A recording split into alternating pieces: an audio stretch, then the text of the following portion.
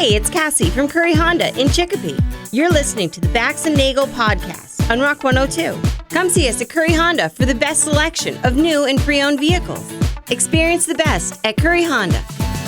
Thanks for listening. Right now in downtown Springfield. Hollywood Trash is brought to you by Western Mass Masons. Call them for all your foundation and chimney needs.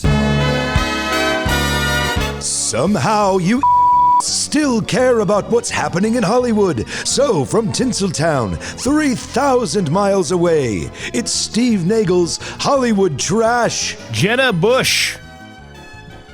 Does Dan Williams know about the story? I was going to say, Dan Williams' favorite. Shared a sweet photo of her kids with their grandparents to celebrate her mom, Laura Bush's 79th birthday. The picture shows Jenna posing with her parents and all three of her children. In another photo, Jenna's daughters, Mila and Poppy, are seen with their grandma. Jenna also included throwback photos of her mom with the kids and herself with her twin sister, Barbara. Jenna shared a funny story about her daughter, Mila, getting embarrassed by the Secret Service entourage when her grandparents visit. Oh, it was hilarious. That had to be an adorable little story. Yeah.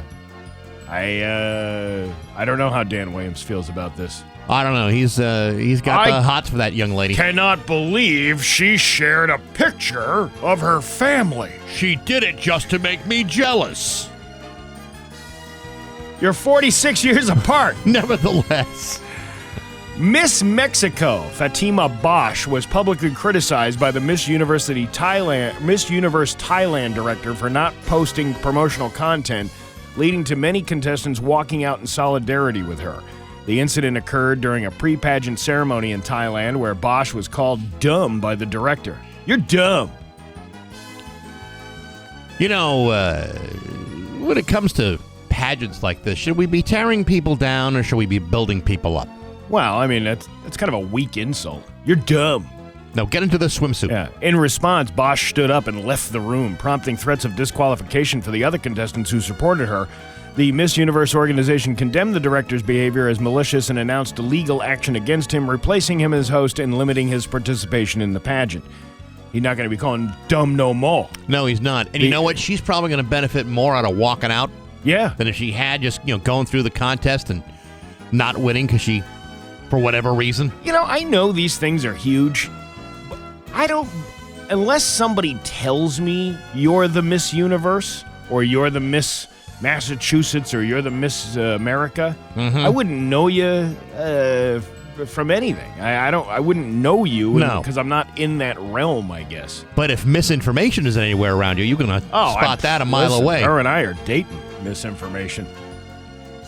She tells me all the things I want to hear. Whether it's true or not. Right. During a recent podcast appearance, Raven Simone discussed separating Bill Cosby's impact on the TV industry from his sexual assault allegations, stating that one should separate the creator from creation. The Simone, who appeared on The Cosby Show, acknowledged the show's influence on American television. Cosby, the show's creator and star, faced sexual assault allegations dating back to 2004, with numerous women coming forward in the years following. Despite a 2018 conviction, Cosby's conviction was overturned in 2021 due to a previous agreement with the prosecutor. Well, it's sometimes, when you learn new information, it's hard to separate the art from the artist. Well, I mean, you could say that about any number of people. Of course you could. Michael Jackson was a huge influence on pop music. People, I mean, you can't knock Thriller or Billie Jean or any one of those toe-tapping ditties. And you know what? That whole Noah's Ark bit that Cosby did back in the 60s is still hilarious to this very day. But yet, you get him backstage with a couple of roofies, and all of a sudden, we all got questions. Yeah, you want to come over, go backstage, get some of that pudding pops out of the fridge. Yeah, well, America's dad turned out to be a big creep. But I got pudding pop in my pants. Who is that? It's Mushmouth and Bill Cosby. Good mashup, Mushmouth. I think they were the same person, right? I believe. Did he? Yes. Did he do all of the voices on that show? Was he? I don't know if he did all of them. Yeah. He did a number of them, but I don't think they were all him. Taylor Swift and Travis Kelce were recently spotted on a cozy dinner date in New York City, walking hand in hand and giving short glances to the cameras. The power couple, who got engaged in August, have been busy with their respective schedules, with Swift launching her new album and Kelsey focusing on the NFL.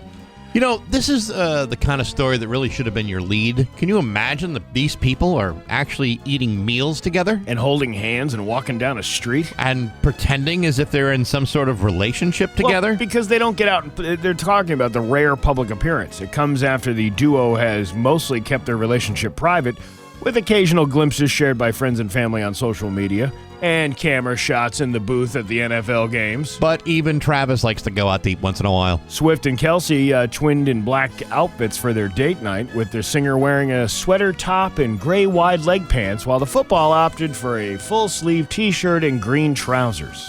Wow. I'm blown away by their choices. Well, I knew you wanted to hear all that. Did they say what they picked off the menu? No, there was nothing. That's the most important part. I know. Well, they went to a Five Guys. All right, she had a chili dog with extra onions and cheese. He had a double with extra fries. And then she went home and gave him a Dutch oven. That I believe. Remember that chili dog I had from Five Guys earlier? Toot. Let me shake it off. Yeah. She doesn't have a normal sounding flatulence. No, it probably sounds like a Miles Davis trumpet solo. It sounds like a unicorn neighing. Probably. Oh, look at the rainbow colors. Meanwhile, when Rainbow Travis unloads, it's like a yak just died.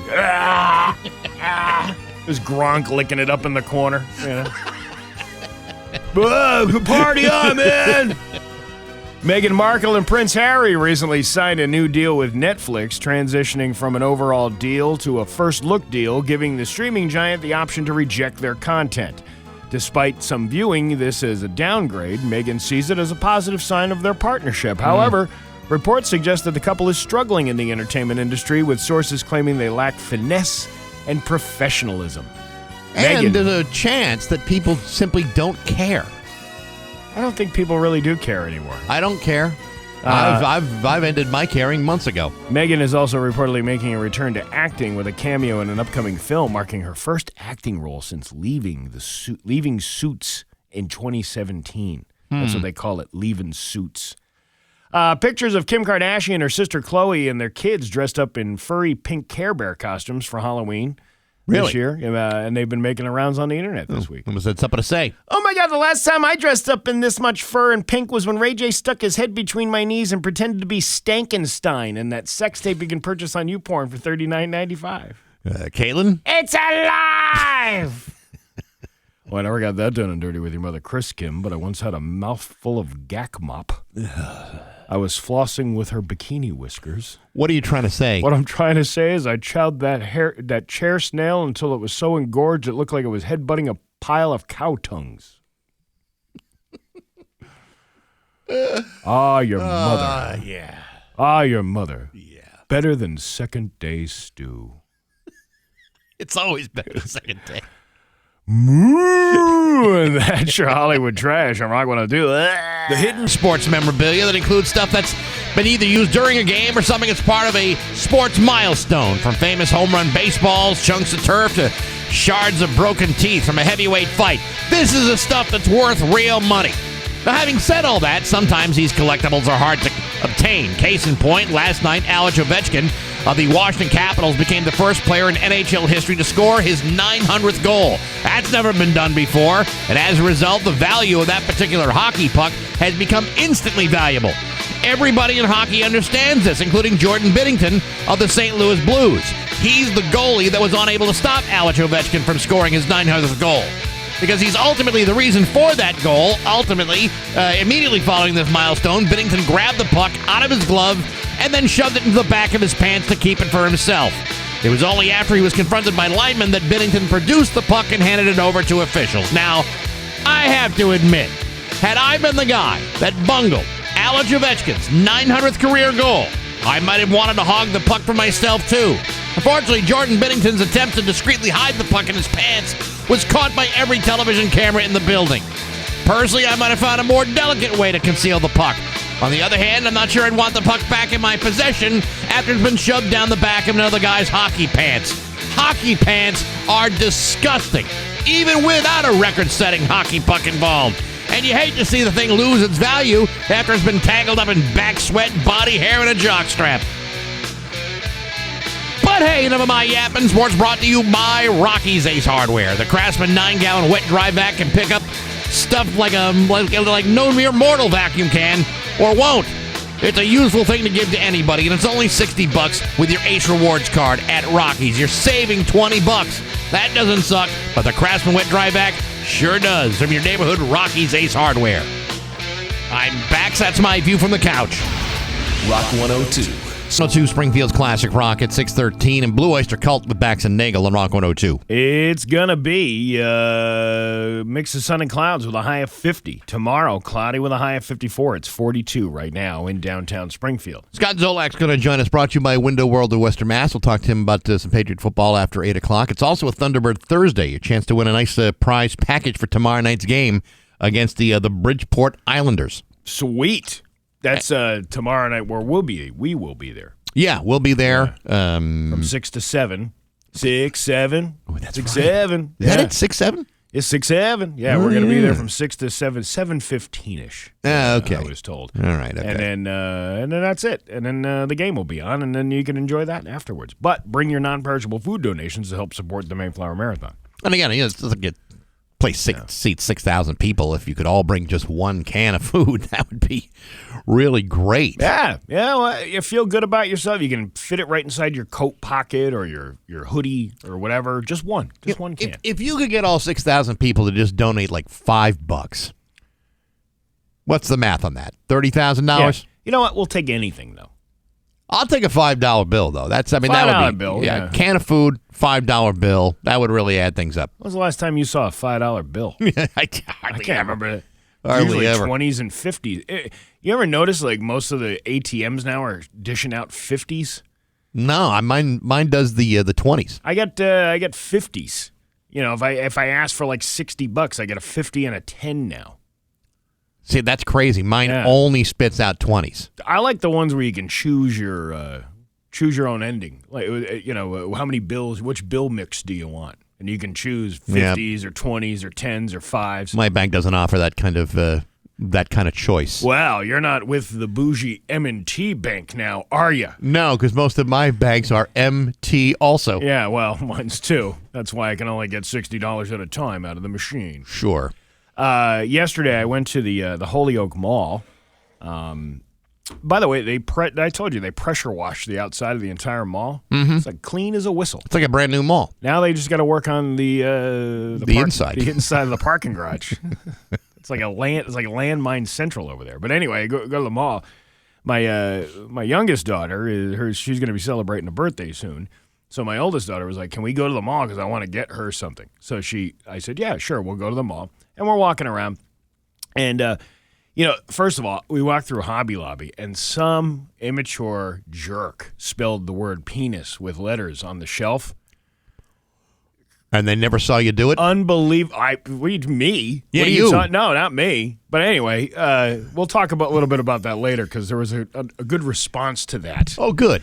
That I'd like to share with all of you. Perfect. But anyway, we're walking through the mall, and I'm walking. What do you do for your skin care treatment? What do you do every morning? I wash my face in the shower and then I dry it.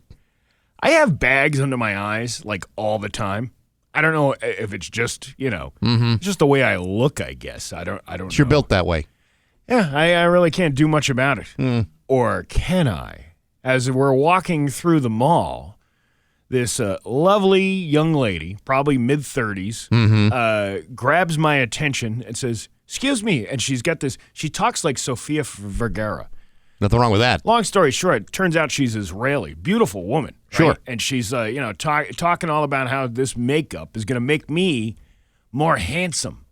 She calls me handsome right off the bat, so I knew she was full of shiznit to begin with. Talk about Come here. False advertising and salesmanship. Come here, Mr. Handsome Man. Come over and sit down in this, in the chair. Yeah. And then she was talking. She's asking me questions about the bags under my eyes, and she's being very flirty. And now my daughter can pick up. She's picking up on that. My daughter's not stupid. She's Sure. like, this lady's hitting on Dad. She's trying to sell you something. And as she walks away, I was like, she's hitting on Dad because she's trying to sell me something. Exactly. Very expensive. I was like, let's let's waste her time, though. Steve, you don't have any chance with a beautiful Israeli mall kiosk woman. Exactly. If I don't have a chance with her, who does, right?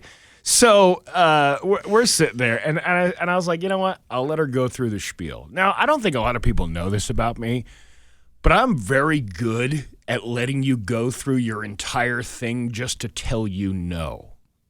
I have sat through many of a timeshare thing just to get the $100 in gift cards at the end.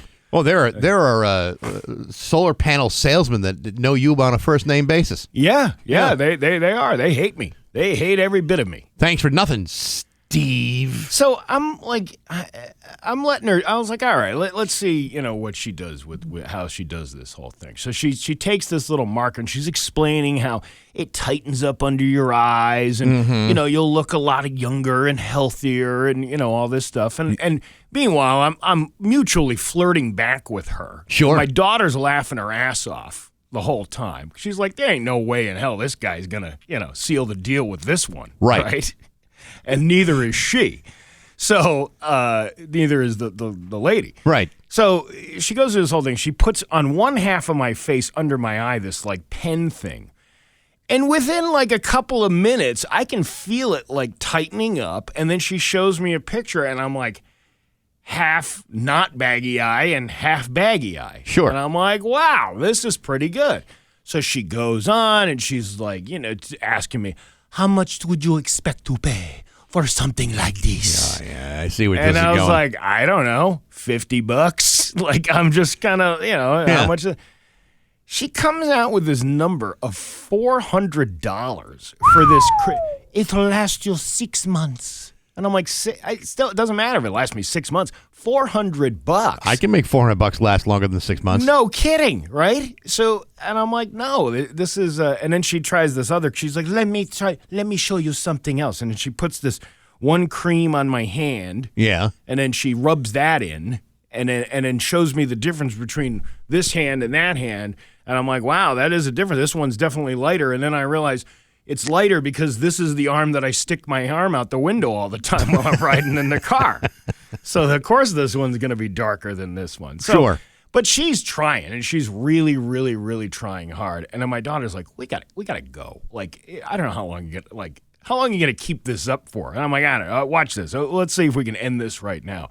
And she's like, is money the only thing that is stopping you from doing this? And she's showing me a picture. Is money the only thing? Yes, Yeah. In fact, it is. She's showing me this picture of, let me show you some secret. And she I don't know, she got some Israeli computer over there. It's got some secrets on it. And it shows the same product. Yes. For $1,200. And she's like, $1,200? I am only selling it to you for $399. And I said, if it's worth $1,200 and you're selling it to me for $400, one of us is getting ripped off here. Because think of that. Why would you sell something for a third of the price if it's worth $1,200? Yeah. I can see maybe a couple $100 off the top, but to have a $800 discount. But then there's also the reality of the situation. So, okay, I spend $400 on this now. It's going to last me 6 months. And then when I like the product after 6 months and you're no longer employed with this company, I now have to spend $1,200 to make sure that I don't have bags under my eyes? So, yeah, right. So then finally I was like, she's like, it's the money thing. And I said, listen, you know what? Why don't you and I go out to dinner and you can try to convince me to do this? This whole time, my daughter's watching this whole thing, right? And she's like, "What the hell? Did that just happen?" And then this woman gives me, that face that when you offer a kid broccoli and they do that. Yeah, right. That's exactly the face she gave me. She just called you handsome. I know, but she was looking for something, and I wasn't delivering. Who knew that this was going to turn into a transactional relationship? So then we start walking away, and my daughter says to me, she's like, wow, you really blew that one. And I'm like, and she did too, proving sometimes you just don't get the sale, no matter which side of the aisle you're on. That's true. She wasn't buying what I was selling, and I wasn't buying what she was selling. So everybody walked out even Steven. So I said to her, I said, let me prove something to you. So we had to go get my other daughter, a present. It was a makeup related thing. Okay. And we go up into the makeup store, with Sephora or one of those places, right? We walk into the makeup store. There's eye tightening cream for $32. And I go, you see what I'm talking about? I was like, she's selling this. And by the time we left the mall, which was 45 minutes after that stuff had worn off. Yeah. And the bags were back. Of course. So if you're going to tell me $400 to get a temporary lift, I could just use Preparation H and it'll do the same thing. And it does other things, too. Yeah, so successful trip to the mall. There you go. It's 6:24 with Bax and Nagle on Rock 102. Bax and Nagle on Rock 102. Sully has the full forecast for you today. Sully. So we're changing it up today. All right. So, Hey, the Rock 102 Mayflower Marathon Thunderbird hockey jerseys are still on sale. There's a few left. You can stop by the Rock 102 studios between 9 to 5, Monday through Friday here at 45 Fisher Avenue in East Longmeadow. It costs $20, cash only. All the proceeds being donated to the Open Pantry through the Mayflower Marathon. All we have left are larges and extra larges, where are smalls, mediums, and 2X. They're all gone. And by the way, when we show up tomorrow night at the Thunderbirds game, we're not selling them there. We're not. No, they are only available at the Rock 102 studios. Apparently, somebody not that long ago was incensed that we were not selling them at the hockey game. I don't know why. We've been pretty clear. We're not. You can only get them at Rock 102. We're not vendors at the hockey game. No. And again, we're not a licensed vendor. You need a license to do that. You not only need a license, Steve, you also have to have enough inventory for people. And we would have been out of them within seconds. All right. All right. So keep your pants on. Enjoy the hockey game. Buy yourself a shirt. Help out the hungry. All right. You ready to laugh? Yes. Let's laugh. Nope, that's the other one. Not it. That's the other one. It's Bax and Nagle's Joke of the Day I'm funny how? I mean, funny like I'm a clown. I amuse you. on Rock 102, I make you laugh. Springfield's classic rock. Let's see. NASA is launching a satellite to apologize to the to the aliens. Okay. Yeah, they're calling it Apollo G. Get it? Because they're sending a message that I'm sorry. Yeah. It was lighter than the other one that I couldn't read on That's the radio. good. That's so quite there all you right. go. Bax and Nagle in the morning on Rock 102. 6:32 with Bax and Nagle on Rock 102. It's time for news brought to you by Aquapump, an expert in all water supply systems from the well to the pump and into the house. Here's local radio icon Steve Nagle. Thanks, Bax. A man from Springfield with 2 arrest warrants for drug trafficking and illegal firearms charges was arrested after crashing into an uninvolved vehicle in West Springfield during a police chase. The Holyoke police issued a statement on Wednesday afternoon that said they had received information about a stolen firearm and located the suspect's vehicle at around 9:05 a.m.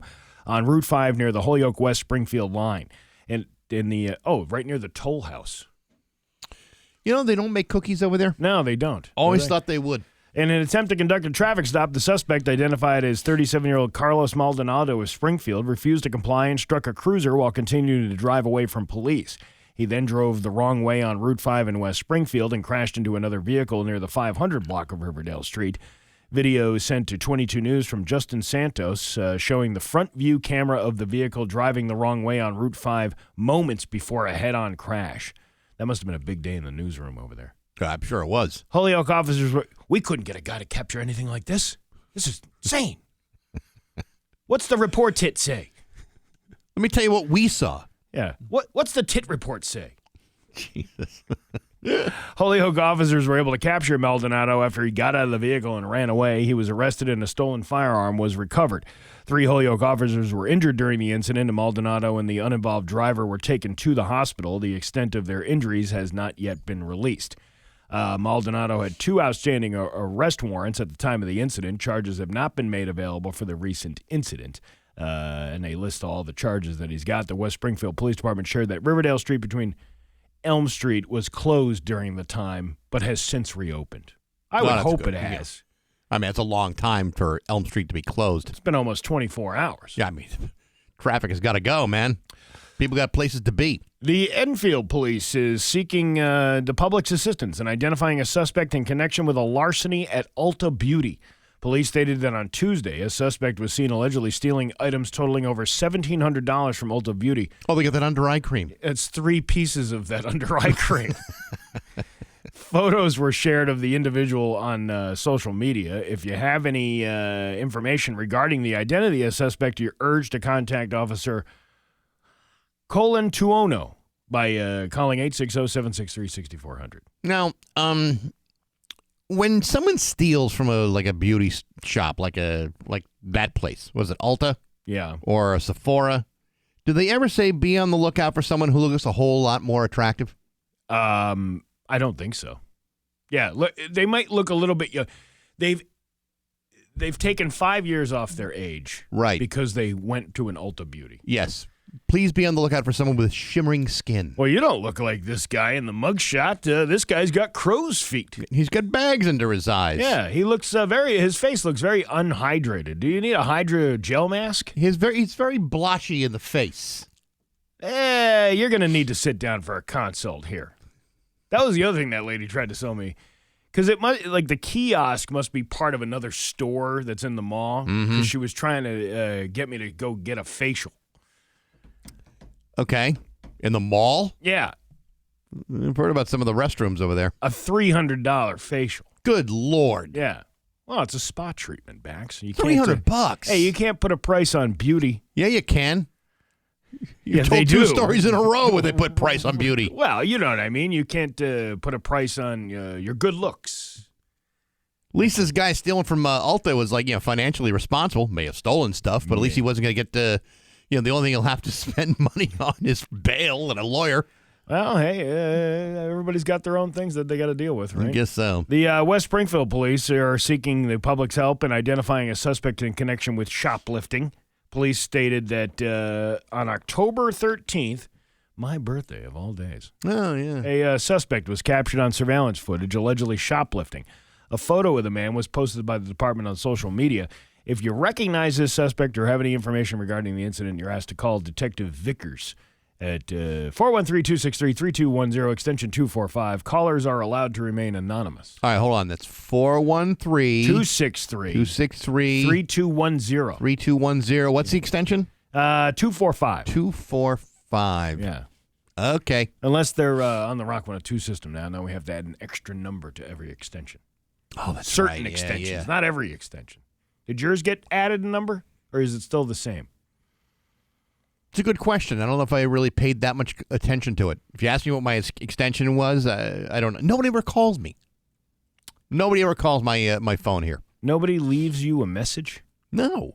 Why not? The mayor on occasion, maybe some guy who thinks I'm some sort of MAGA hat wearing Neanderthal. Wrongly. Why do I get all the messages? Because they all get forwarded to you. I don't know why.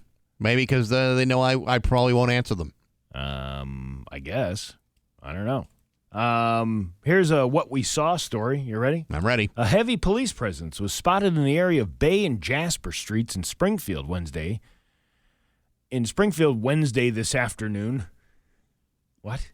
Well, did it happen this afternoon or did it happen on Wednesday? Springfield police spokesman Ryan Walls said that their officers were looking for a man who violated the conditions of his pretrial release. However, further information was not immediately available.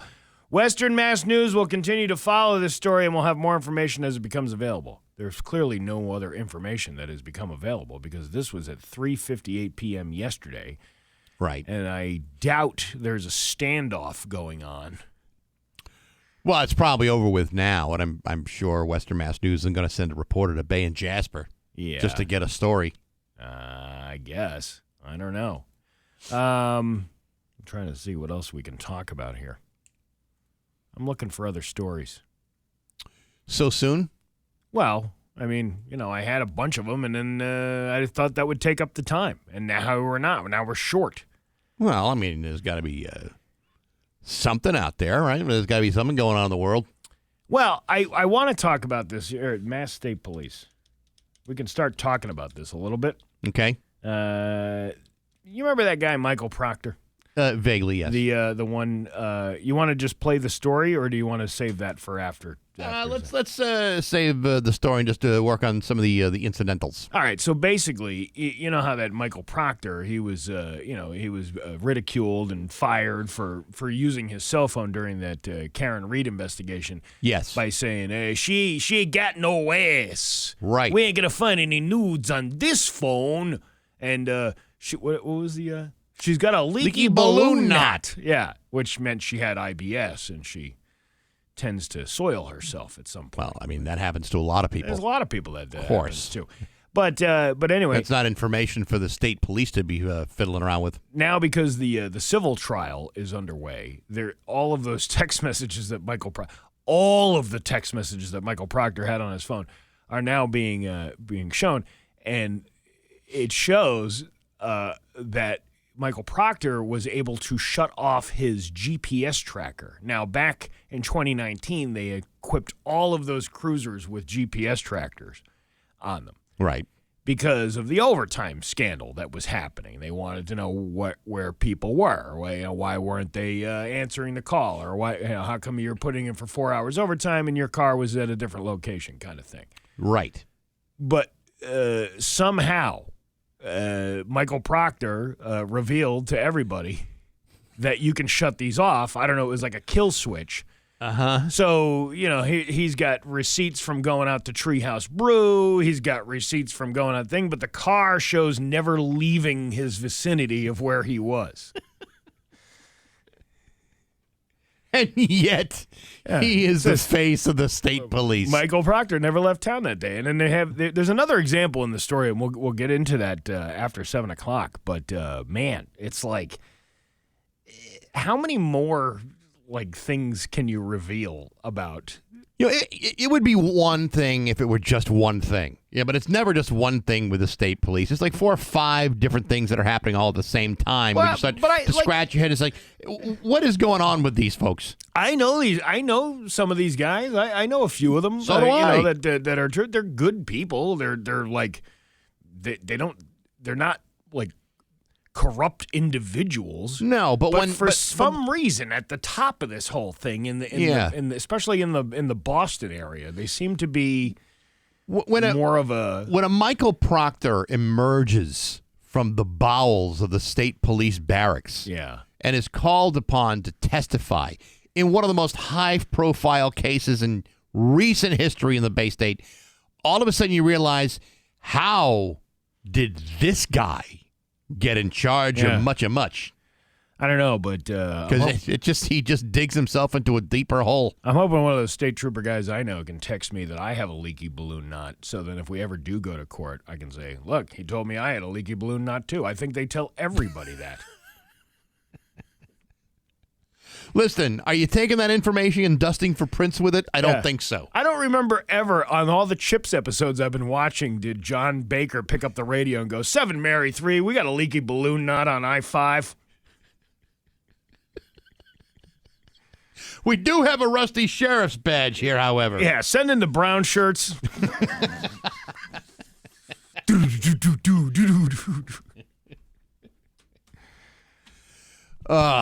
But which, by the way, as much as I try not to watch the show, I just have to watch the next one. Can't help it. It's the way, you know what it is? It's the way they start the show, because it's a cold open. It's always a cold open. Yeah. And it's just like a scene, and then you find the criminal, and then all of a sudden, as soon as you hear that, you know it's going to break right into the credits, and you see him riding up the off-ramp, and that kind of thing. And now you know the crime is going to be solved, and you want to see what's going to happen. Yeah, and even though Eric Estrada was the worst police officer ever. There have been worse.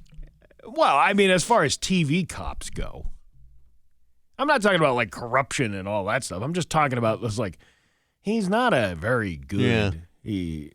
I don't know. He spends more time talking with the chicks than he does worrying about investigations. Should the Massachusetts State Police use Chips as a training video? It could. It could definitely. Listen. Everything we do is being scrutinized. Could we all try to act more like Ponch and John? Yeah. Or like Grater tells Ponch to go, hey, you're going to have to take that suspect down to headquarters. Sarge, she's got a leaky balloon knot. I don't want that on my bike. I don't want that on the back of the saddle. I just spent the last 3 weeks trying to clean this from the last time we had a leaky balloon knot on my bike. Yeah, I never saw blotch marks on the back of the ship's motorcycle. Ooh, your Pioneer Valley forecast today. See, we got to 8:43, and we're actually over. We're 8:44. How about that? It's mix of sun and clouds today. High of 50. Tomorrow, cloudy with a high of 54. It's 42 right now in downtown Springfield. I'm Steve Nagle, and that's the news on Rock 102. Aw, yeah. Life's loud. Works it. Rock 102, Springfield's classic rock. It's 6:52 in Skinner. With Bax and Nagle on Rock 102. It's going to be a mix of sun and clouds with a high of 50. Tomorrow, cloudy with a high of 54. It's 42 right now in downtown Springfield. So this week on Baxi's Musical Podcast, I'm not giving you just one episode. I'm giving you two. You've already heard me talk about John McPhee, Rock and Roll Hall of Famer from the Doobie Brothers. That's a great conversation. You can check that out anytime you damn well feel like it. But today, a bonus episode with Naoki Yamano. She's from the band Shonen Knife. This is a band that's been around since the early 80s. It's a Japanese punk band, but the music is some of the most infectious, wonderful, fun, hilarious music ever. In fact, Kurt Cobain listed one of their albums as one of his top 50 albums of all time. Amazing band, and you can hear that on Apple Podcast, SoundCloud, Spotify, the Rock 102 YouTube channel, rock102.com, and on the app. It's all brought to you by Metro Chrysler, Dodge, Jeep, and Ram at Chicopee, and Rock 102. You cannot have a bad day and listen to Shonen Knife at the same time. Simply can't happen. You can't do that? No, because they don't sing songs like you would expect other punk bands to sing. Yeah. I mean, they sing songs about cookies and kitty cats and banana chips and choco bars and sushi bars. So much fun. So much fun. So make sure you check that out. And Monday, I got another great one I can't wait for. Well, there you go. Okay. You got, lots of good stuff. Loads of stuff. That's why I had to do a bonus episode this week. Bonus? Yes. I'm actually, these things are starting to stack up pretty quick towards the end of the year. I've never had one of those. What? A bonus. Never had a bonus? No. And then by the time it was time for me to get bonuses, they stopped giving bonuses. They just stopped giving bonuses out. Yeah. So that's all my right. bonus is the pleasure of working with you. You know, for some people, that is a hell of a bonus. Oh man, I'm who needs money? You know, I know a lot of people that have never worked with me, and I think I think they'd be surprised what a joy it is. Well, actually, that's a gem. So yesterday, I was telling you, I was in the mall, and I walk into Hobby Lobby, and I was appalled by what I saw on the shelf.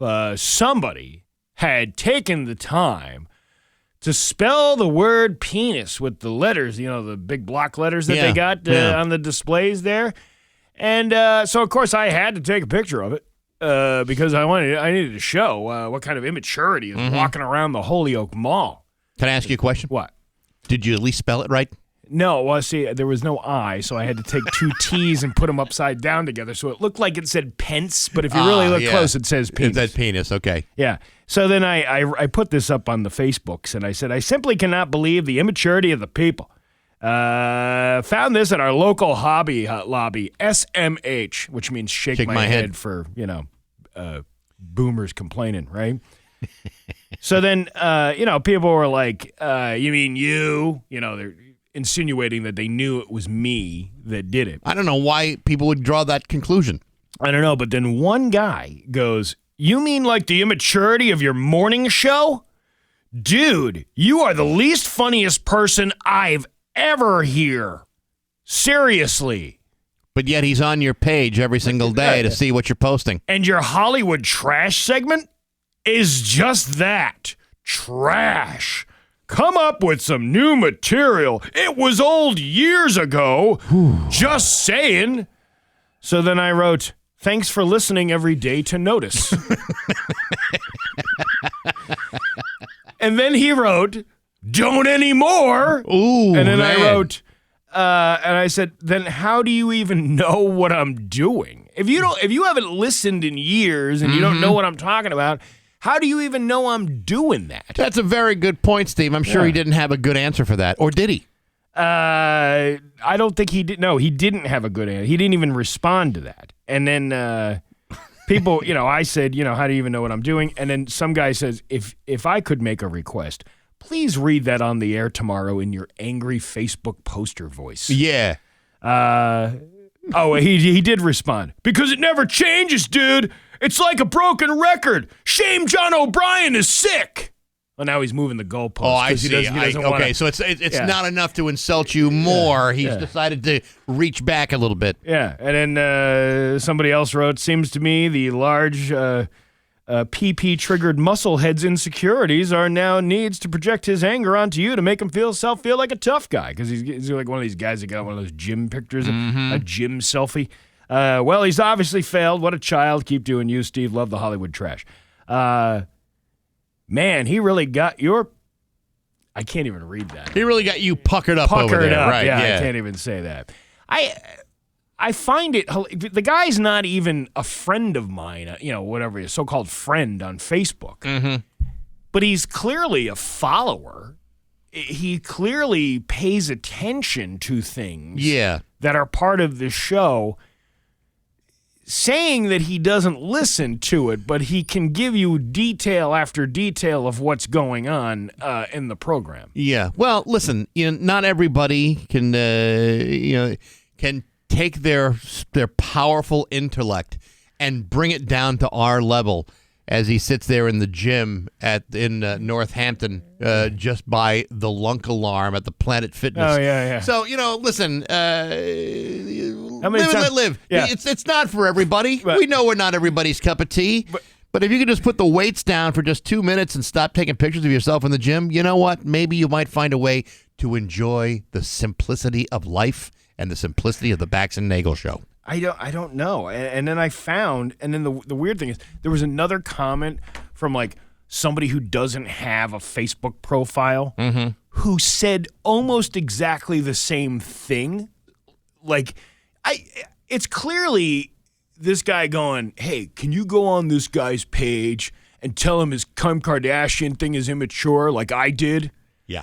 Because the wording of that of the second comment from the guy who doesn't have the Facebook profile, like a full profile, is like, you mean immature like your Hollywood trash? You know what the telltale sign of this guy is? What?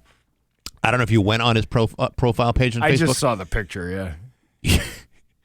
So the guy has only 2 friends. Oh. 2.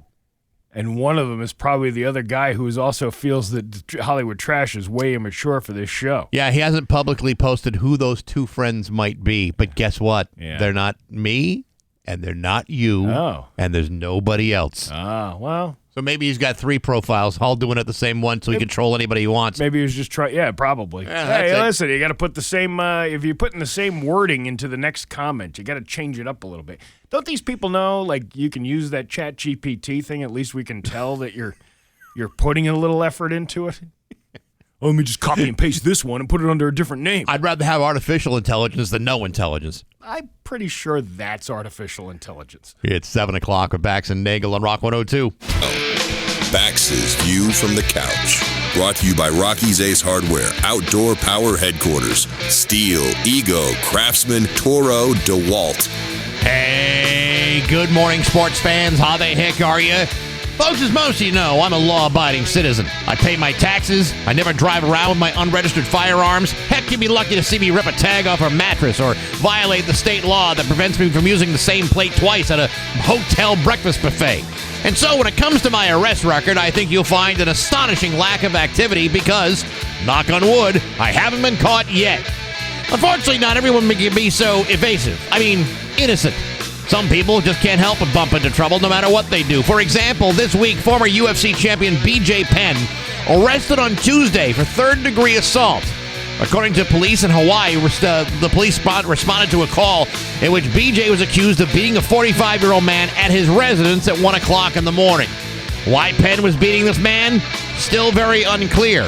What is certain is that since January, BJ Penn has been arrested on 5 other occasions, most of which have stemmed from his belief that his family has been replaced by imposters. including his mother, who has already filed a protection order against her young boy. Now, I'm going to go out on a limb and suggest that perhaps the imposter theory might not be a reliable one. I might also go on a limb and suggest that the reason the imposter theory is still in play is because BJ lost his last 7 fights, 3 of which ended in knockouts before retiring in 2019. Interestingly enough, BJ was ordered to undergo a psychiatric evaluation last month. Assuming that he complied with that order, he will be back in court in January to find out the results. That's almost 2 months away. That gives him plenty of time to sneak in 1 or 2 more arrests before the holidays. Listen, folks, I'm no mental health professional, but it seems to me that BJ could use some serious help right now, and that perhaps a court appearance might be necessary sooner than later, because it seems as though he's having trouble learning from his lessons from the first 5 arrests he's had this year. Giving him time to plan for a few more might not be safe for either himself or the imposters in his family. But hey, enough of my yapping. Sports brought to you by Rocky's Ace Hardware. You know that one house with no lights, no decorations? Don't be that house. Go to Rocky's Holiday Shop for strings of lights for trees and wreaths and light up and all the joy in the world sales stuff prices too. Be that house and invite the neighbors for a round of holiday cheer. And you can be helped out by your neighborhood Rocky's Ace Hardware. I'm Bax. That's my view from the couch. Rock 102, Springfield's Classic Rock. It's 7:13, and Jimi Hendrix at Bax and Nagle on Rock 102. It's going to be mix of sun and clouds today with a high of 50. Tomorrow, cloudy with a high of 54. It is 42 right now in downtown Springfield. By the way, $20 dinner at a comedy show tonight. Where's that going to be? That's going to be at the Shortstop. And, Marty, obviously, I talked to him yesterday. His father passed away yesterday morning. It wasn't unexpected, but still, it's a death nonetheless. And, he's still grieving, and he's grieving by showing up to the $20 dinner and a comedy show tonight. He wanted me to tell everybody that he will be there. And I said yesterday, after he had left here, because he had found out that his dad had passed away while we were on the air, and I said, he had to leave, and I said, in lieu of flowers, we're asking people to buy a $20 ticket to a dinner at a comedy show because his dad would have wanted it that way. That's probably very true. But, so maybe, to show a little respect and, your compassion, buy yourself the $20 ticket. Support Marty in his time of grief. And by the way, we're doing the whole Mayflower Marathon collection thing. If you everybody gets a raffle ticket when you buy a ticket anyway. But if you bring a canned good, 1 canned good, you get 1 extra ticket. You bring 10 canned goods, you get 10 extra tickets. It could get out of control. Could be. That would be with a terrible problem to have. A good, very good problem to have. We were talking about the Mass State Police during the news. And this whole thing is 4 minutes long, but we'll just listen to about a minute and a half of it or so. This is from Fox 25 in Boston. Nearly $70,000 a month in taxpayer money. That's how much the Massachusetts State Police spends to track troopers on the road. The GPS system is supposed to boost transparency and accountability, but 25 investigators found it can be defeated with the flip of a switch. Here's investigative reporter Ted Daniel. We begin this story with a name you're likely familiar with, Michael Proctor. He's the former state police detective fired for conduct revealed in Karen Reed's first trial. I started looking into state police GPS tracking after learning how Proctor stayed off the radar with his. Michael Proctor was fired for his texts about Karen Reed and for what he did on an overtime shift, where he was making time and a half. You also investigated Michael Proctor for this allegation of drinking on duty, correct? I did. Proctor and Canton Police Detective Kevin Albert drove to the Cape in Proctor's unmarked cruiser. While investigating a cold case, they stopped for cold beers at Treehouse Brewery in Sandwich, and then dinner and more drinks at a restaurant in Hanover on the way home. Proctor's cruiser was equipped with a hardwired GPS tracker. State police began installing the devices in all of their vehicles in 2019. The The initial cost, $225,000. So I believe that this is an important step forward for the department, an important resource for the department. Then Colonel Christopher Mason touted it as an accountability tool, following the overtime fraud scandal that rocked the agency in 2018. So we'll now have the ability to track historical time and attendance. 25 Investigates filed a public records request for Proctor's GPS data on the day he went to the Cape with Kevin Albert. If you go by the report, Proctor drove a total of 8 seconds that day. 8 seconds. Never left his hometown of Canton. The rest of his travels were never recorded. With a flip of a switch, he was able to turn his tracker off. Wow. So they, the rest of the story goes on to say about how these, just because these things are installed in the cruisers doesn't mean you can't not tamper with it. Right. And shut it off. Now, part of the statement from the state police is, well, we don't want, if a vehicle is part of an investigatory situation, we don't want the location of that cruiser or that police car to, let the bad guys know where we are kind of thing. It was one of those type of explanations. Right. By the way, I just did a quick map search on how long it takes to get from Canton to Sandwich. Yeah. It's 58 miles. Yeah. It's an hour and 5 minutes on a good day because you're still taking 495 and then banging it. You could go at 25 east and you get to Sandwich, then boom, have a couple of cold pops and a sandwich at the treehouse, then boom, you got to drive right back. So that's at least an hour and 10 minutes on the road minimum. Oh, can't you just take the ferry across the bay? Well, I suppose you could do that too. Yeah. But nevertheless, that's a whole lot more driving than 8 minutes. Yeah, 8 seconds. A whole lot more driving than even 8 seconds. But is it one of those things where, nobody will ever find out that we did this? We shut the GPS off. They'll never know we went to Sandwich. Unless there's some mouthy broad out there who can't keep a flap shut and has a leaky balloon knot. Has a leaky balloon knot, and maybe we'll be found out that way. But I've always found that ultimately the truth always reveals itself. And if you are, say, someone who is being monitored by a GPS system, whether you're a state cop or a UPS driver or a postman or whatever, if you're fiddling with the machinery, they're going to come and figure it out. It's just natural. So I don't know how anybody in the state police didn't think at some point this is going to blow up in their faces. Yeah. It had to. And thank goodness that it was Michael Proctor that made it all happen. I'm still fixated on that whole Chips episode. If they were to do the Karen Reed thing, and Sergeant Grater holds the briefing in the morning. All right, boys, we got a serious one on our hands. One of ours was backed over at 24 miles an hour in a driveway in front of a home of one of our other highway patrolmen. And then, Ponch raises his hand. Hey, Sarge, I knew somebody, she said she saw that lady had 9 Tito's last night at the bar down the street from the station. And they go through the whole thing. Who do you think would say she had the leaky balloon knot? Would it be Larry Wilcox or Eric Estrada? To be honest, I would go with Eric Estrada. Yeah, I can't see Baker doing that. Too clean cut. Yeah. Whereas opposed to Poncherello was more likely to sexualize a situation just based upon his BDE. Well, Poncherello would be that other guy, Brian Albert, who was sending text messages back and forth to her at the bar that night. Right. Wanting her to cheat on the boyfriend. The one that got rid of the dog? Yes. Yeah, that's the one. Okay, guy. Yeah, that makes sense. Yeah. Who would be the turtle boy in this situation on Chips?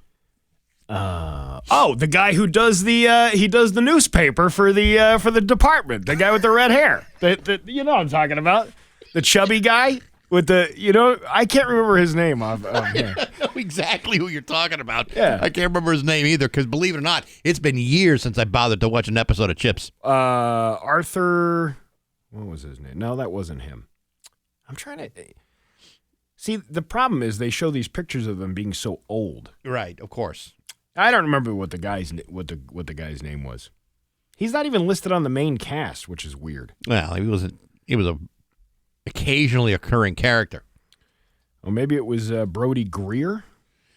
No. Yeah, it doesn't matter. Either way, that would be a great episode of Chips to reenact that whole thing. Yeah, that would be really something. Except, it's California, and you're not likely to run over anybody in the snow. Well, maybe in like the mountains, perhaps, but not in like Los Angeles or something like that. All right, you know what? You know how I told you about the cold open of the show? Yeah. Where the action starts and then it like transitions, the music, and then all of a sudden they show that scene where they're riding up on the on-ramp to the highway and then they're dan, dan, dan, dan, that kind of thing. Yeah. The opening cold scene would be Ponch explaining to John, "Oh man, did you see her back into that guy? I think she's got a leaky balloon now." And then they go, and they're shutting off their GPS switch as they're doing it.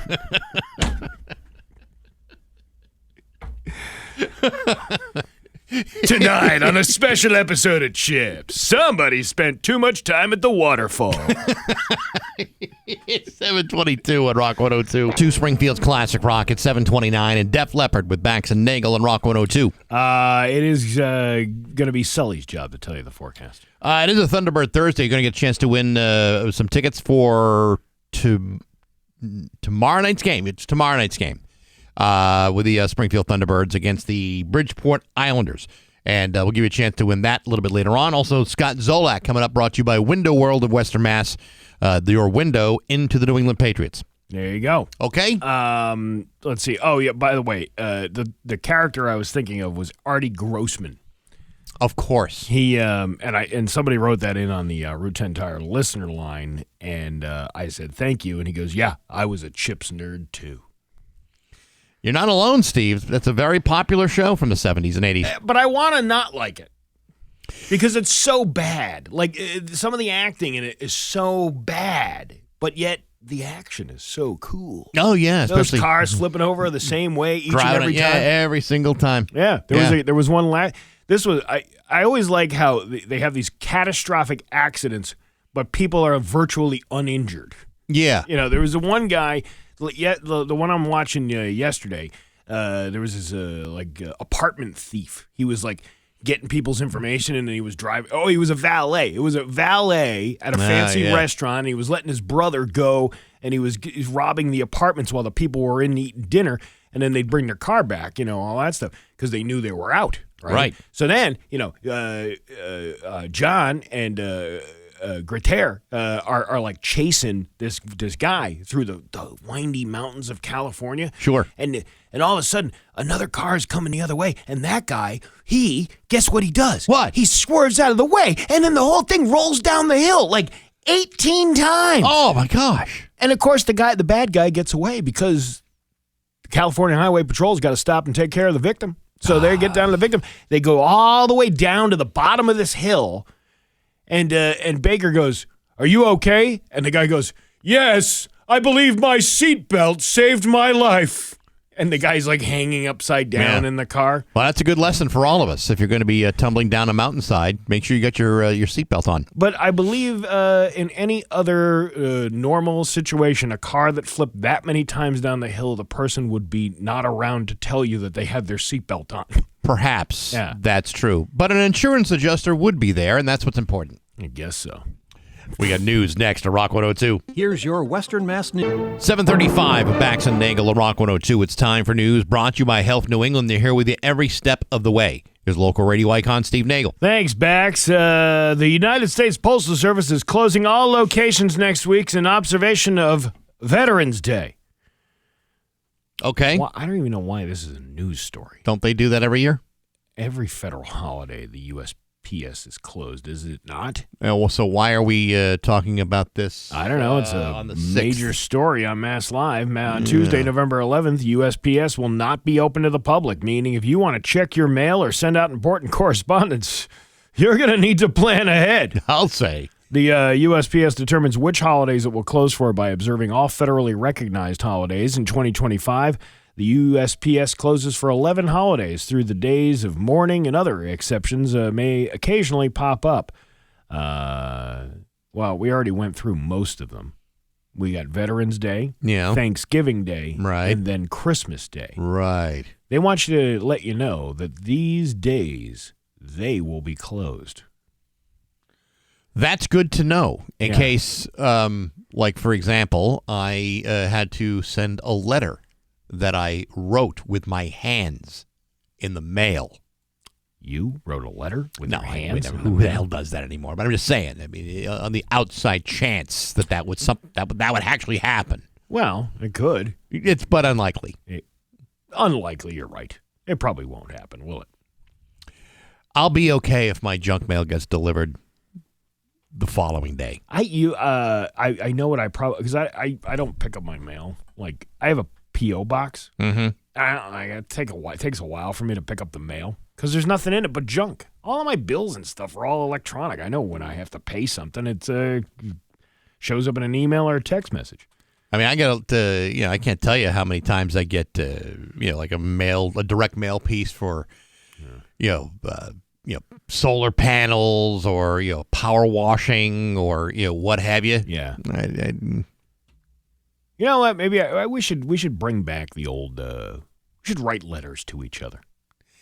Yeah. No. Dear Baxy, how are things? And can you fold them up in cute little shapes and like slip them under your desk at like school? Little origami? Yeah, right. Oh, you're making one of those fortune teller things. Yeah. What's your favorite number? 5. 1, 2, 3, 4, 5. What's your favorite color? Red. R-E-D. Okay, lift the tab. Yeah. Remember my kid made one of those for Dave Coombs, and every answer was Dave sucks? I love that. Yeah, that was hilarious. I respect those kids. A man from Springfield with 2 arrest warrants for drug trafficking and illegal firearms charges was arrested after crashing into an uninvolved vehicle in West Springfield during a chase. The Holyoke Police Department. Why are you giving me that look? Because I'm just looking at you. But you were giving me that like, I'm surprised that this even happened. No, I'm not surprised that this happened at all. The Holyoke police issued a statement on Wednesday afternoon that said they had received information about a stolen firearm and located the suspect's vehicle around 9:05 a.m. on the Route 5 line near the Holyoke West Springfield line. In an attempt to conduct a traffic stop, the suspect, identified as 37-year-old Carlos Maldonado of Springfield, refused to comply and struck a cruiser while continuing to drive away from police. He then drove the wrong way on Route 5 in West Springfield and crashed into another vehicle near the 500 block of Riverdale Street. Holyoke officers were able to capture Maldonado after he got out of the vehicle and ran away. He was arrested and the stolen firearm was recovered. 3 Holyoke officers were injured during the incident, and Maldonado and the uninvolved driver were taken to the hospital. The extent of their injuries has not yet been released, but he had 2 outstanding warrants at the time of the incident. Charges have not been made available for the recent incident. The West Springfield police shared They said the road was closed. It's open now. Okay. But that's not going to happen. Okay. All right. So, the iconic breakfast chain known for its 24/7 service and Grand Slam breakfast, Denny's, has been acquired and a part of a $620 million deal amid financial trouble. Denny's board of directors unanimously agreed to the buyout. This is our last chance, boys. If we don't do this now, we will regret it and get nothing out of it. A group of investors, including Tri-Artisan Capital Advisors, Treville Capital Group, and Yondav Enterprises, Inc., have acquired the Denny's brand and will transition from a publicly owned company to a privately owned company after a deal is finalized in early 2026. What am I going to do with all my Denny's stock? Well, you're going to have to sell it now. Oh, fuck, right. How much was Denny's stock worth? Dozens of dollars. Denny's stock price, $6.17. So less than the cost of a plate of eggs. Yeah, it was, let's see what the highest was in the last, it was up to $18, $19. 3 years ago. Yeah, well, these are tough times, Steve. Well, who tough doesn't want times. a moons over my hammy? Why would you not go to a place like Denny's for delicious breakfast? Because there are many other local places around here that serve fresh breakfast? Yeah. $23.59 was their highest in 2019 over the last 10 years or so. That's crazy. Sure is, man. Yeah, when was the last time you voluntarily went to a Denny's because you really wanted to go to a Denny's? And not talking like it was like the only place that was still open. I'm talking like, man, I really got a Jones for some Denny's. When was the last time you actually said that? Not that I had Jones. Probably 25 years ago. That's kind of what I'm thinking, 2 too. a.m. After leaving Mingles, the Holyoke Denny's was right up the street. I struck out all night long. The only way I was going to get a hit was with a grand slam. Yeah. These are the only eggs that are working tonight. But they're not the only thing a little runny tonight. That's right. Who wants some Eggs Benedict? With the hash underneath. We are pleased to enter this transaction, which delivers significant near-term and certain cash value to our stockholders. Yes, we are delighted to still remain in business.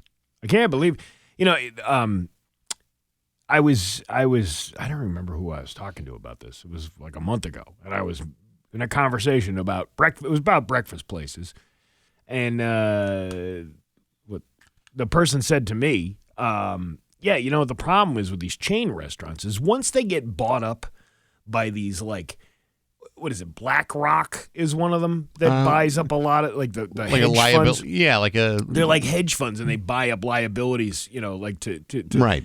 But they completely, like, disregard the original mission of the restaurant. So, if you had give me a decent chain restaurant, like, maybe 20, 30 years ago. From 20, 30 years ago? Yeah. I don't know. Let's say... for example... Well, let's say like an Olive Garden. Okay, Olive Garden actually used to be not that bad. It was a decent place to go for, it's obviously... Everybody knows it's not really authentic Italian food. Right. But... for the price and for the, the convenience of going out and getting seated quickly and breadsticks and salad, it was a decent meal at the time. Sure. But then, as time goes on and this place gets bought up by, some place who wants to cheapen the ingredients because they're more worried about how much they're actually going to get from people coming in their restaurant, the quality goes down. So now you have... you probably already originally had frozen items and things like that, but now they're your cheaper frozen items. Well, think about this. Let's just say I'm the company that bought out Denny's, and I just spent $620 million to buy everything, the whole damn franchise. Mm-hmm. It's going to take me a while to make my money back on that deal. Yeah. So the only way to really do that is to, this sounds almost like an oxymoron, lessen the quality of the food at a Denny's. Oh, well, you wouldn't want to do that now, would you? It seems to be almost virtually impossible that you could find a way to do that, but that's what they do. They cut corners. They make it less desirable to go to a Denny's with the thought that that's the only way they're going to get their money back. Yeah. Well, if that's the case, then you probably should have bought Denny's in the first place. I miss Denny's. I miss the Chicopee Denny's.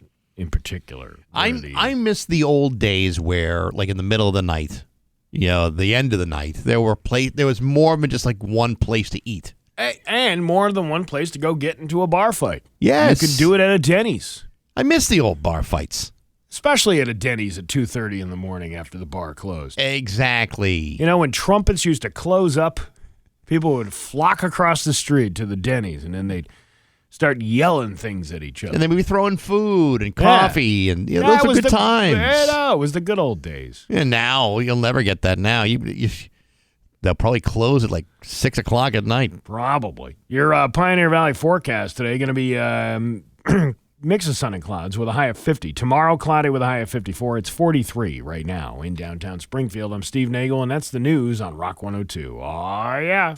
In the market for a new or Rock 102, Springfield's classic rock at 7:53, and Quiet Riot with Bax and Nagle on Rock 102. Mix of sun and clouds with a high of 50. It's 43 right now in downtown Springfield. Scott Zolak is going to join us in just a little while. There's lots of Patriot stuff to talk about. They keep winning games left and right here, so We'll talk to him in just a little bit. Brought to you by Window World of Western Mass. Window World. Window World. The whole world of windows. Like the window to your soul. Yes. Yes, very much like that, Steve. Yes. Well, it's poetic. You know what today also happens to be? What? It also happens to be a Thunderbird Thursday. What? I know. Today? Yeah, I know. Today, Thursday. Yeah. This Thursday, today. That is today. Is a Thunderbird Thursday. And get a load of this. You and I are going to be at the Thunderbirds game, before the game tomorrow night. Drinking Thunderbirds. No. Actually collecting food for the Mayflower Marathon. Little, early event collection. You can stop by with a couple of cans of food and, help out the open pantry for the Mayflower Marathon. We're doing that right before tomorrow night's game. And one donation of a Thunderbird would be helpful. If we say that, Steve, we're going to be walking out of there with tons of bottles of Thunderbird. I don't want that. And we don't need that. We really don't. But Thunderbird Thursday, we'll give you 4 tickets to the game, 4 koozies, 4 hats. If you're the winner of that, the least you can do is bring 4 cans of food. And you know what? If you only got 3 people in your party, you get an extra set for yourself. That's a good point. Yeah. That's a very good point. So let's say, like me, with the 2 kids. There's no 4th person. So we have an extra hat, koozie, and what is the other thing? The koozies, hats, and tickets. Yeah, there you go. Maybe you could bring that lady from the mall. She seemed to be going pretty hard to the rim. The Israeli makeup woman. Yeah, you got your chance. Yeah. Well, you spent the money, you little cheap bastard. You probably would have got a little something. Had I had spent $400 on the makeup that I was trying to be sold yesterday. Right. I might have had a date for Friday night. Maybe. Yeah. But you blew it. But now I'll just be standing there, lonely, collecting food in my Thunderbirds jersey. Wah, wah. 10th caller, 293-1021. Good luck at Thunderbird Thursday on Rock 102. But at least It's back. And now, Bax's View from the Couch. Brought to you by Rocky's Ace Hardware, Outdoor Power Headquarters, Steel, Ego, Craftsman, Toro, DeWalt. Hey, good morning, sports fans. How the heck are you? As many of you know, I'm a big fan of rare sports collectibles. Are you kidding me? From my officially licensed Carney Lansford hand warmers to my Bob Stanley set of commemorative tube socks, I'm crazy about that stuff. Of course, I own some stupid stuff, too. But you have that whole second tier of sports memorabilia that includes stuff that's been used during a game or during some sort of sports milestone, from famous home run baseballs, chunks of turf, to shards of broken teeth from a heavyweight fight, or what have you. This is the stuff that's worth the real money. Now, having said all that, sometimes these collectibles are hard to obtain. Case in point, last night, Alex Ovechkin of the Washington Capitals became the first player in NHL history to score his 900th goal. That's never been done before. And as a result, the value of that particular hockey puck has become instantly valuable. Everybody in hockey understands this, including Jordan Binnington of the St. Louis Blues. He's the goalie that was unable to stop Alex Ovechkin from scoring his 900th goal. Because he's ultimately the reason for that goal, immediately following this milestone, Binnington grabbed the puck out of his glove and immediately shoved it into the back of his pants to keep it for himself.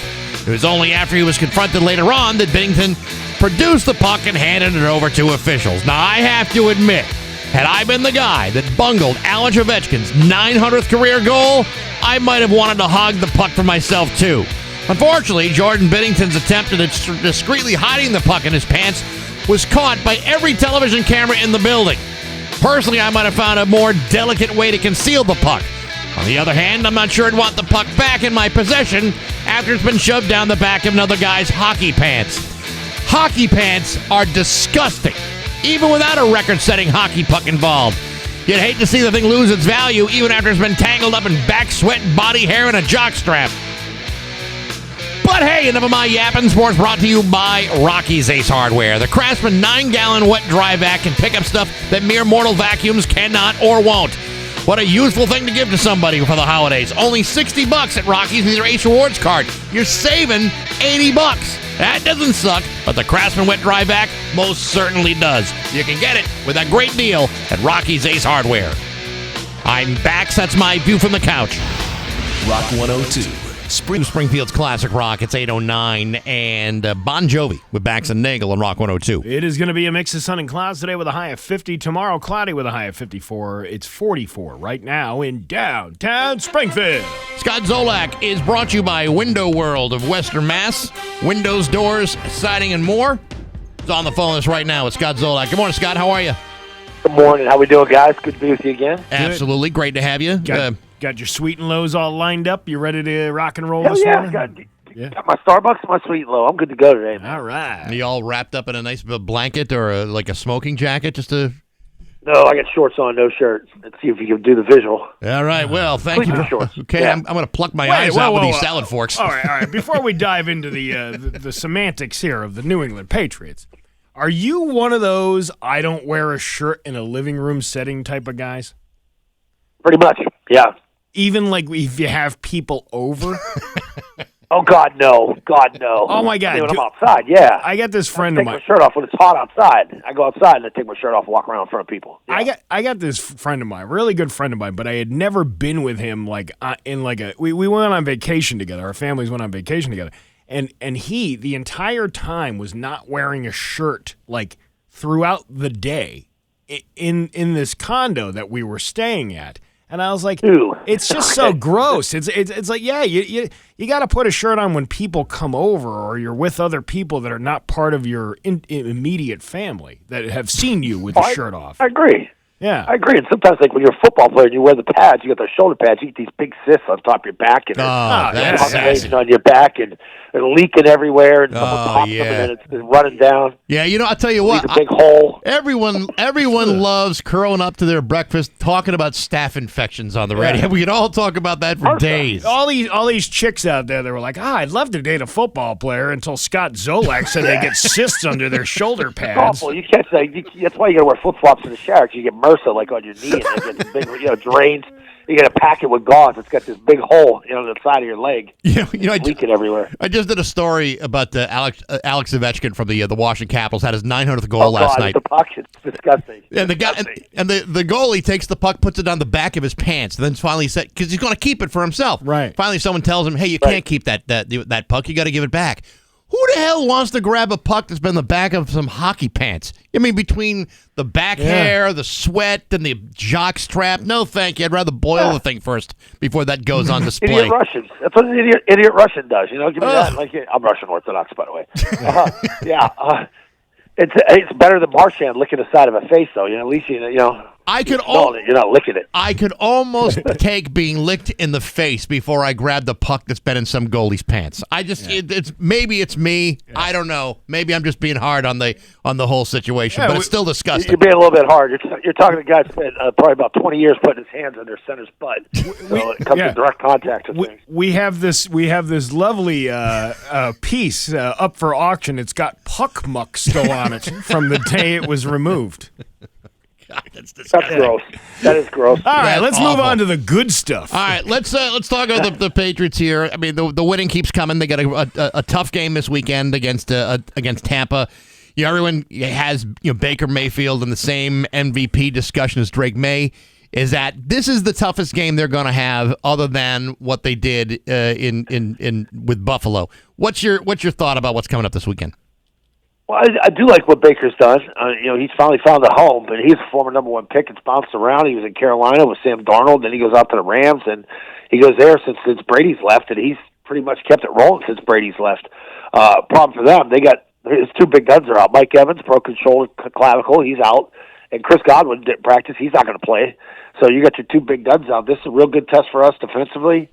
I do think we're a contender at 7-2. You're still the number 2 seed. You win this one, you're absolutely a contender. And people are really looking at you as like, hey, they could really win the AFC East and host a playoff game, round one. That's something we haven't done around here in a long time. You're absolutely right. I mean, here we are, at the top of the AFC, practically, just tied with a couple others. But it's like, apart from the Colts, which we probably wouldn't even see until the playoffs, right? There's no dominant team in the AFC other than maybe the Colts this year and the Patriots. I agree. It's wide open. I wouldn't even put New England up there yet. I'm with you guys. You still have half a season left. There's a lot of football. There's a couple of years ago. There's a lot of years ago. It was Mac Jones' rookie year. We were 9-4. We went to the Colts game coming off a bye. We were at the Colts on Sunday Night Football. We were the number 1 seed, and we ended up getting smoked that year at the end. Lost 4 straight. So things happen. It's kind of hard to kind of put it into perspective because there's a part of me that wants to say, well, they're playing great because they're playing great, and the other part of me says they're playing great because their schedule is favorable. I mean, they still got the Jets to play twice. They got Miami still yet to go. The Giants are down the road. I mean, there's a lot of very, very winnable games, and I know we've talked about this every single week, but it's like, how do you determine?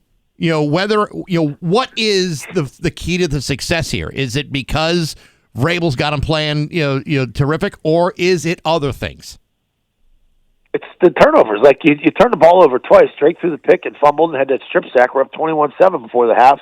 They score, makes it 21-14. Now it's a whole different game, and they're in the game. All the games that we won and smoked these teams, you didn't turn the football over. Like that's step one.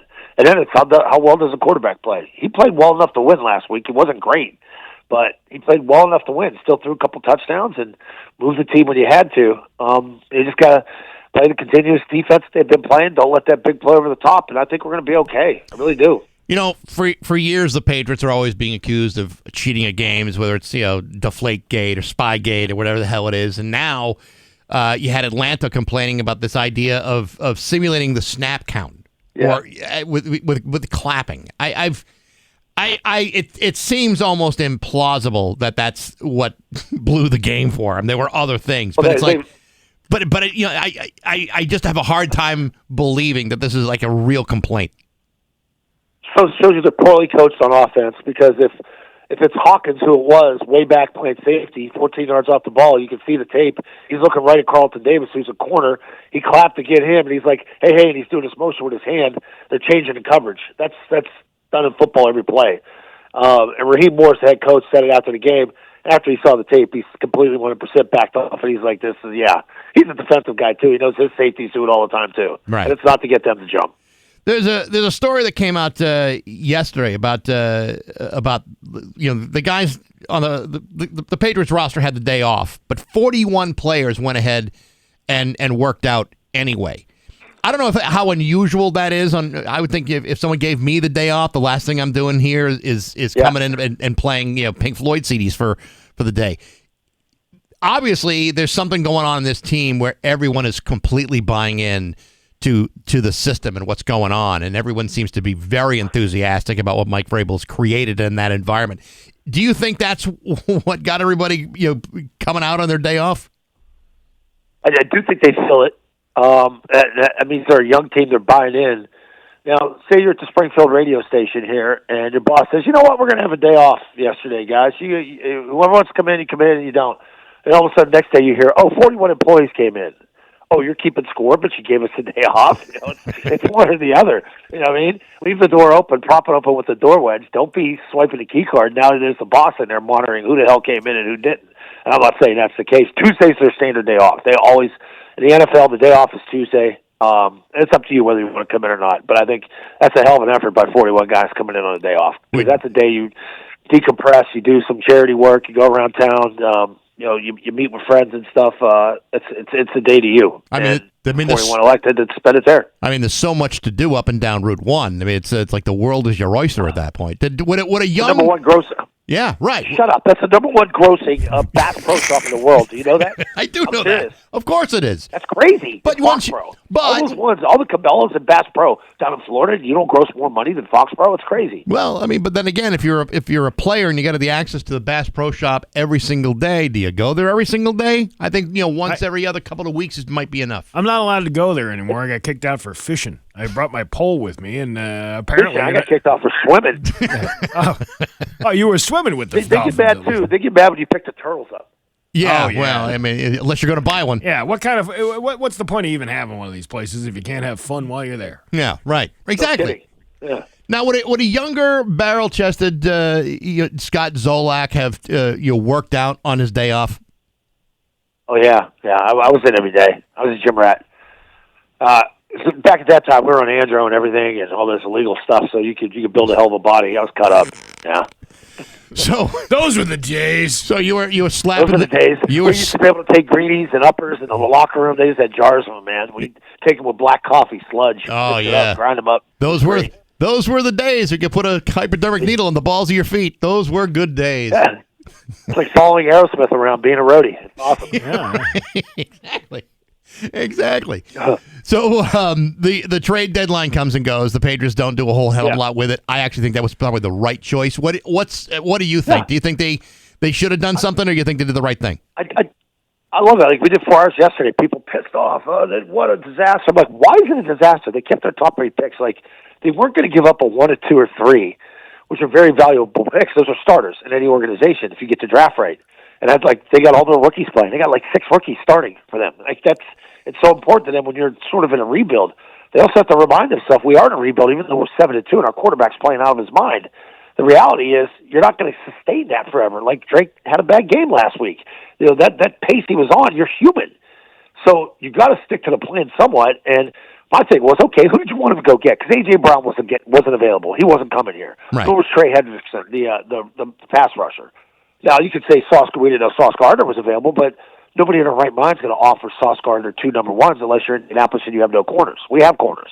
Like, okay, who do you want us to go get? Give me a name then and what you wanted to give up for it. And nobody can do that. Well, that's the thing. You know, people may get angry because there were no trades, but in order to get something, you got to give something away. And at this point, where the Patriots are at, you're right. This is a rebuilding period. It's not just a rebuilding season. This is going to be a 3 or 4 year process before the Patriots get to the point where everyone can say, okay, this is potentially a dominating team in the NFL. That way, we don't even think about what the schedule is. You think about this is just a dominating team that can beat anybody.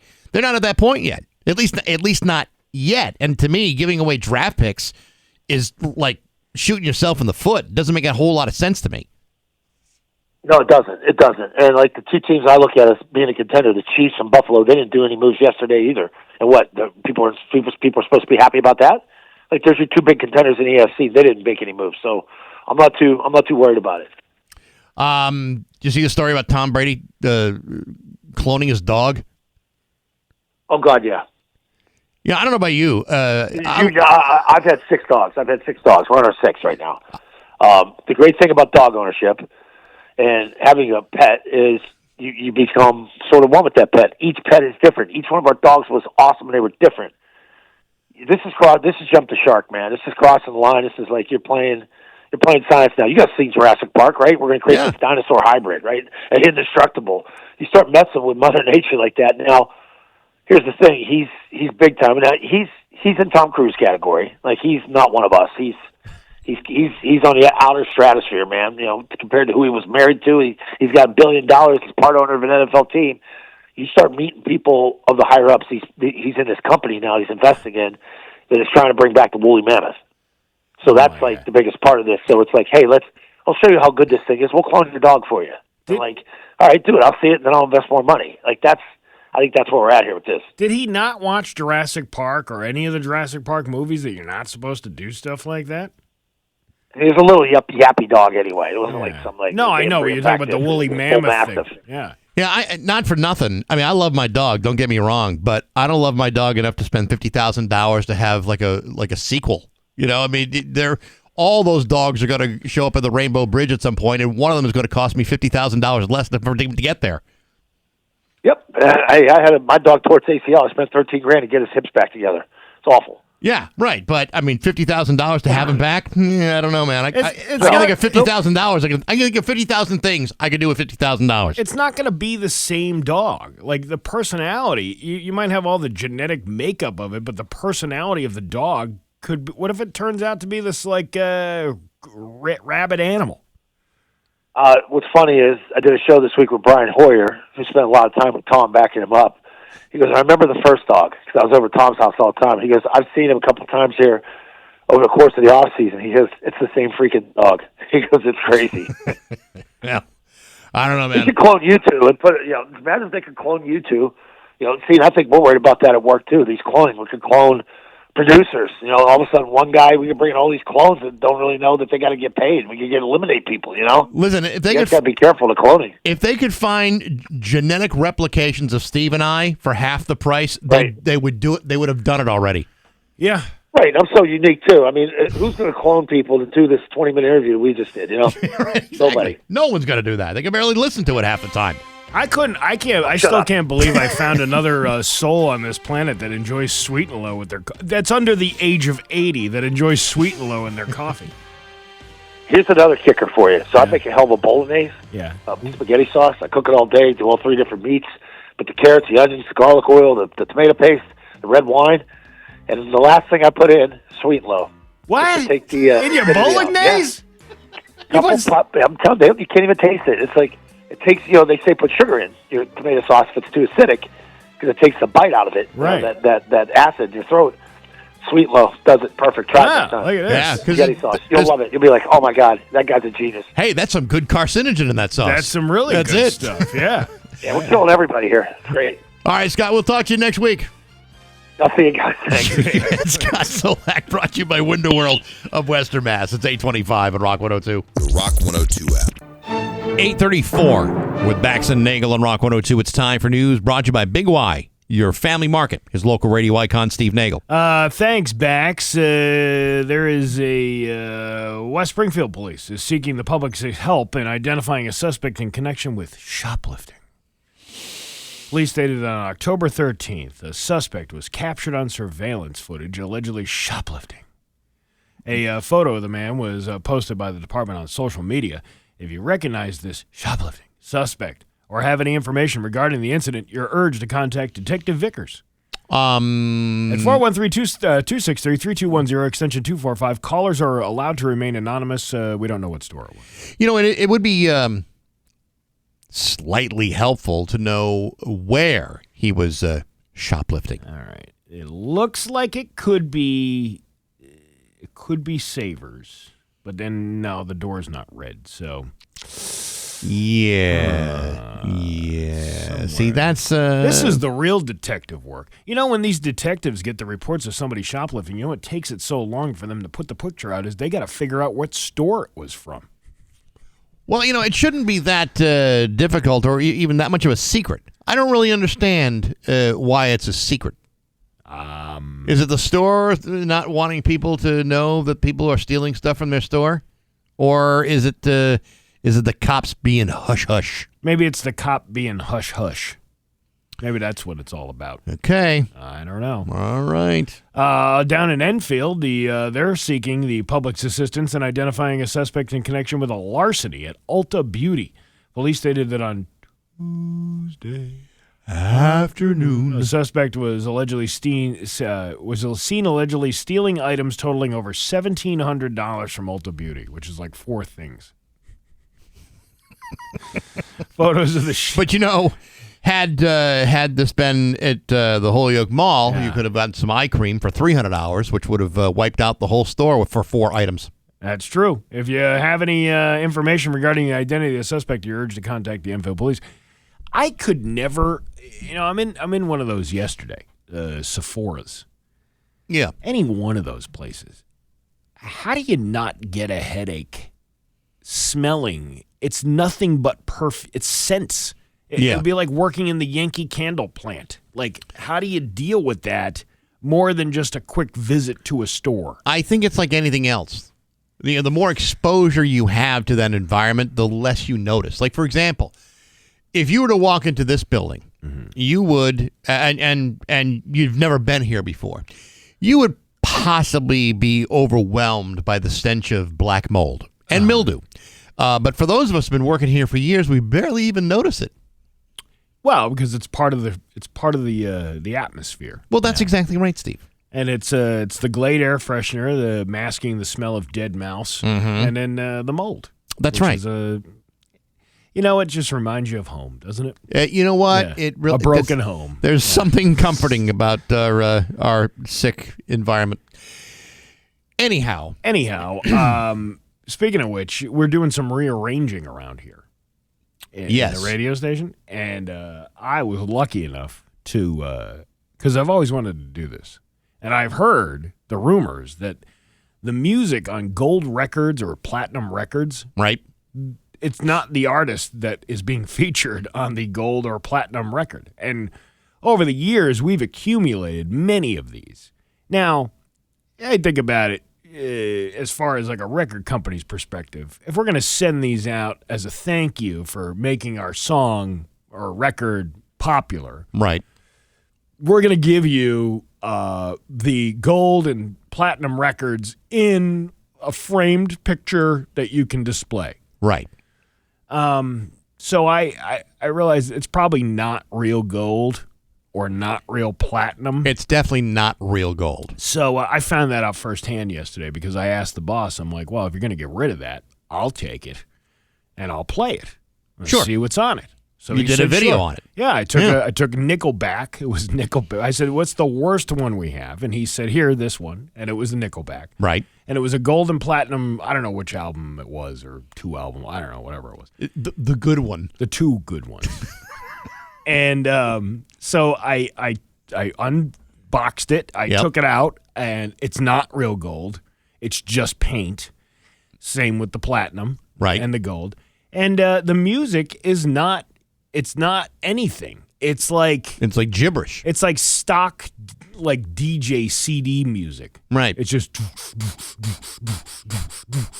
Now, when you played that on the turntable yesterday, and people could hear what was being played, it sounded like absolute nonsense. Yeah.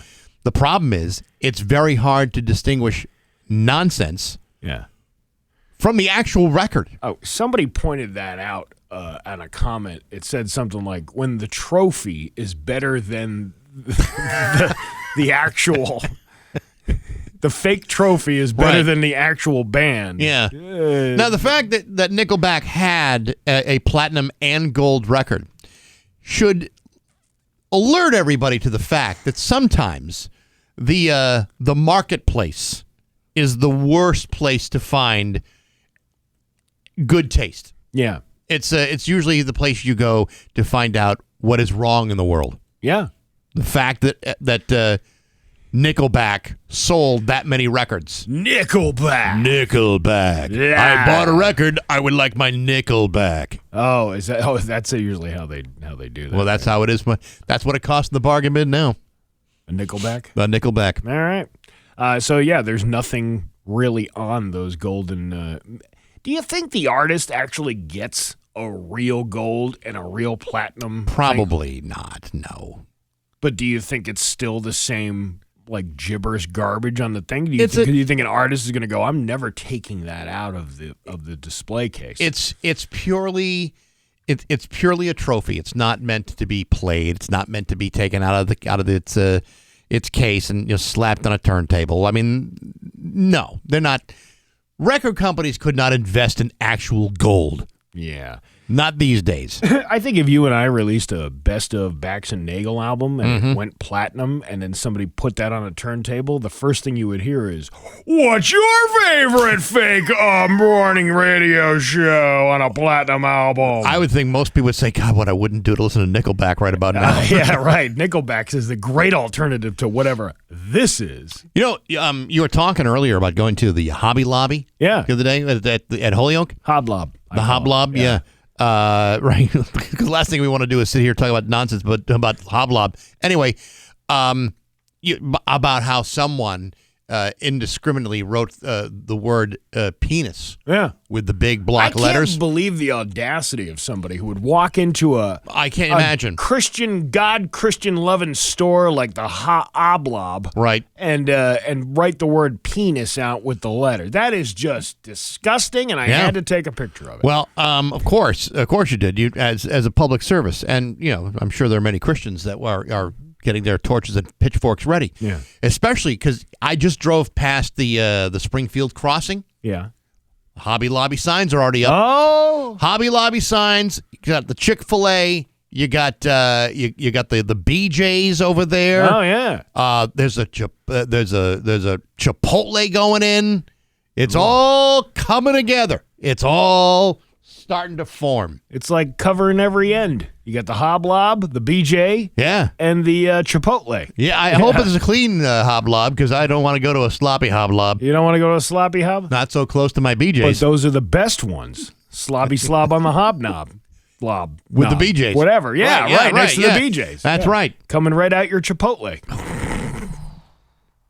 With extra guac. I don't know who this Chick-fil-A is, but I hear she's nice. What else is going over there?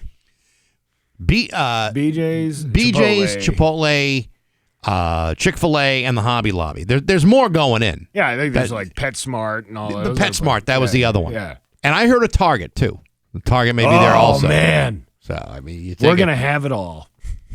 It looks great, to be honest. Oh, I'm sure it looks... Definitely anything that's going to be new construction is going to look better than whatever that dilapidated thing was that was falling apart. The Eastfield Mall. The old Sears Tire Center building is still up, though. That's someone's going to have to knock that down. What are they doing with that? Right now, nothing. But it's. I'll tell you what, it's very impressive when you drive right down there on Boston Road. You go, oh, look at all of that! Can't wait to get some gas with BJ's. We could have used that as a new radio station. The old Sears building. Now you bring that up. Well, a little late for that. Well, wouldn't it be cool to do a show on a lift? get your oil changed at the same time? Yeah. I'm so sick of pushing these little hydraulic buttons on the bottom of these chairs like this. Wouldn't you rather just push a button and just be lifted like Art Linkletter and that commercial with the bed, the Craftmatic adjustable bed? You bring up an excellent point, Steve. I'm surprised that the company didn't consider that. Whatever happened to the Craftmatic adjustable bed? It was replaced by the Sleep Number bed. No, the Sleep Number was around for longer than that, wasn't it? Not longer than the Craftmatic adjustable bed. That's what it morphed into? I don't know if it morphed into it, but I mean, do you want to talk about good sleepy time comfort? Yeah. The Craftmatic adjustable bed made all the sense in the world. Man. Then all of a sudden you got the Sleep Number bed, and then you realize, hey, I can have a different sleep number than the person sleeping next to me. Yeah. And we both get a good night's sleep. I want the bed the lady was in the Clapper commercial where she leaned over and just turned it off the light. Yeah, I like that. Why can't we get that? I don't know. Who sells those beds? I don't know. No? I know for many years I felt like I was in the bed from Misery. Oh. Well, waiting for your ankles to be crushed by Right, and waiting to be hobbled. I felt hobbled for many years. Well, you were hobbled. Remember you had those bunions removed? Well, yes. Yeah. Your Pioneer Valley forecast. Only one was removed. The other one I said, I'm never doing that again. Because you can't stand being in that bed. Your Pioneer Valley forecast today, mix of sun and clouds with a high of 50. Tomorrow, cloudy with a high of 54. 47 right now in downtown Springfield. I'm Steve Nagle, and that's the news on Rock 102. Oh, yeah. This is Rob Shotton, Senior Vice President and Commercial Loan Officer at Munson Savings. You're disgusting. Yeah, I know. I don't feel good about it at all. Anywho. It's 8:52 with Bax and Nagle on Rock 102. What do we got today? I don't know. It's going to be like partly cloudy. It's 50, whatever. By the way, thank you so much to the folks over at Donut Dip. Katie dropped off from Donut Dip a lot of donuts. Yeah, not like just a lot of donuts. Not just like a box, and, but a lot of boxes. And a beautiful one, which I hope nobody puts their finger in the frosting. It's a giant donut. Like the size of a small lawnmower wheel. Really? Yeah. Okay. And, sure. It says Rock 102 on it, which is pretty awesome. That's I got to tell you, you're hard pressed to find a better donut anywhere than a Donut Dip. Yeah. That is an exceptional product, and I'm not just saying that because I would like regular deliveries of Donut Dip donuts every week. But I mean, you had a donut, I had a donut. It was fantastic. That's like there's that town Duck, North Carolina. On the Outer Banks, and every year when we go down there, they're like, you gotta get the Duck donuts, because Duck donut, and they're decent donuts, but they're nowhere near as good as a Donut Dip. I don't know how that happened, and I know when the East Longmeadow location had to be shut down because the building was falling apart. That was a very sad day. Yeah. Around East Longmeadow because the convenience of going there and grabbing what was left behind was like just such a wonderful, glorious moment for me. So my let's see, was it my favorite is the Boston creams. Yeah, that's like my absolute favorite. That's pretty good. And too. I was only eating those for the longer. Like I would only go. Like I'm only gonna get the thing. And then my buddy Todd from Columbia Gas brought down to the Mayflower Marathon right a couple of years ago one of them apple fritters. Yeah, I know. Holy shiznit, dude! I know. Those are like, and you know what? I even got a chance to take it home and then warm it up in the microwave for like 15 seconds. It was perfect. Do you remember when Leslie used to work in the building? Who? Leslie. Never heard of her. Nice lady. She used to work at the other station across the hall for many, many years. Very popular. Anyway, sure, whatever. She and I, many years ago, were talking about the Donut Dip Donuts, and I was telling her that it was an exceptional product, and she had never had a Donut Dip Donut. Well, what does she do? She goes and gets herself a Donut Dip Donut, and then what happens after that? She went every day for 2 months. And blamed me because she may have gained a pound or two. Oh, whatever. I know, but nevertheless, there was probably nobody in the building apart from me that had unlocked the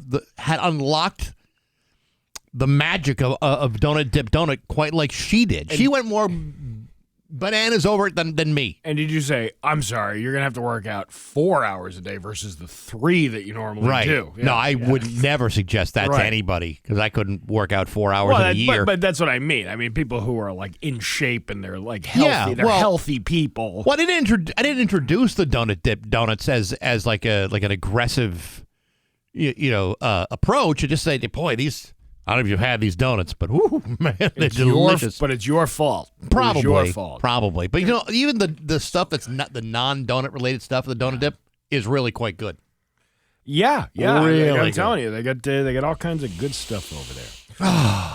Ooh, and now I have diabetes, so cool.